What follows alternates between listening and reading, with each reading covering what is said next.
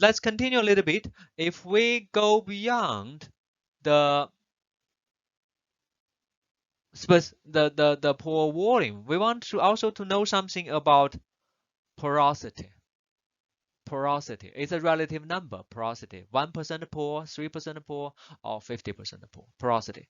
First, specific pore volume. We said, okay, when the pressure goes higher and higher, the corresponding radius based on the Kelvin equation goes towards what? Mathematically, it goes towards infinity, right? The relative pressure goes higher and higher, the radius, corresponding radius goes to infinity, which means what? Larger and larger pores in principle got filled up by the multi-layer adsorbate, which is essentially liquid nitrogen. Okay, filled up, and the volume of the adsorbed gas reaches saturation. The highest one you go reaches saturation. All the pores, open pores, got filled up.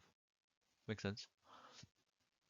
And the total specific volume, we use this VW, W for mass normalized, would be, again, this equation.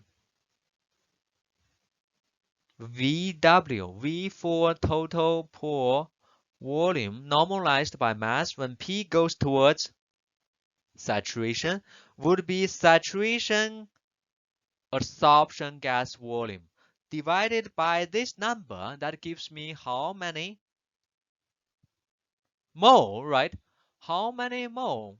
And then times molar mass become how many gram? But gram of what? Remember, this M is for what? Liquid nitrogen.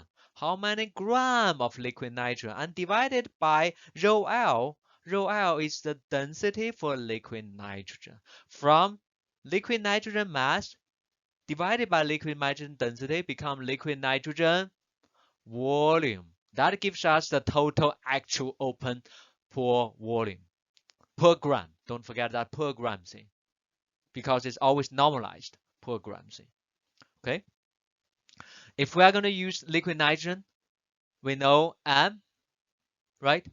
We know rho L, and then we just plug the number in. We will have this one in the unit of cubic centimeter per gram. If we just from that plot measure the saturation. And in reality, we don't really go to P0. People normally go to roughly here, so-called close to saturation, but not exact saturation, because it becomes too long. It takes too long and unstable. The measurement will not be accurate. Roughly to here, to use that value for the so-called total pore volume. Now, not using P equals exactly P0, but slightly below. Okay. Due to the measurement uncertainty at that when you are very close to that. Okay. And the relative open porosity. Remember, all the nitrogen can only go where? Open or connected to outside pores. The open porosity. Porosity, to get the so-called open porosity, if we know the total specific pore volume, okay, and if we know the theoretical density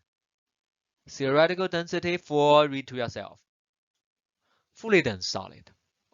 Let's say from you have a bulk sample, fully dense, you measure the density.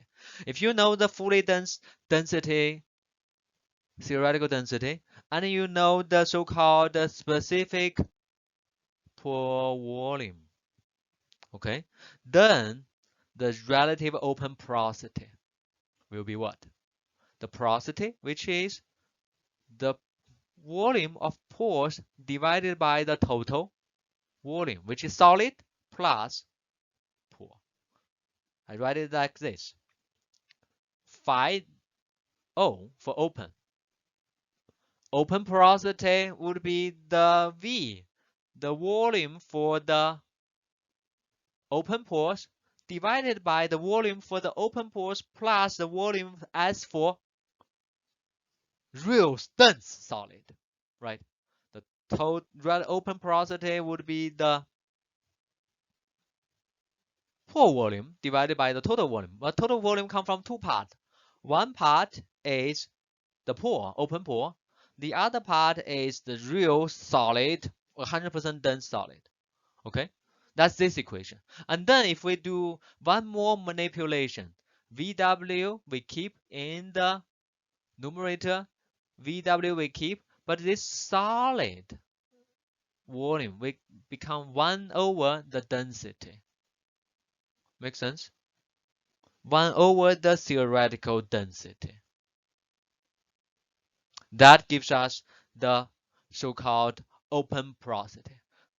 Open porosity. You ask me why? I can easily prove, which is I time both the numerator and denominator with my actual mass. Right? Mass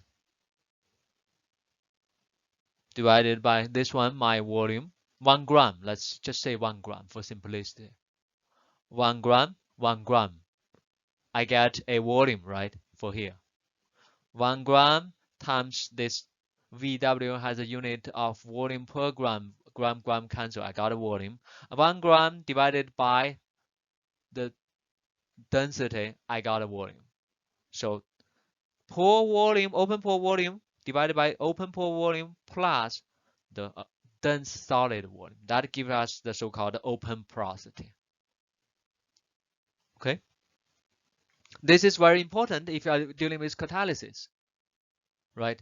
If for catalysis, if we say I want a highly active catalyst on highly porous catalyst support, you want this open porosity to be high or low?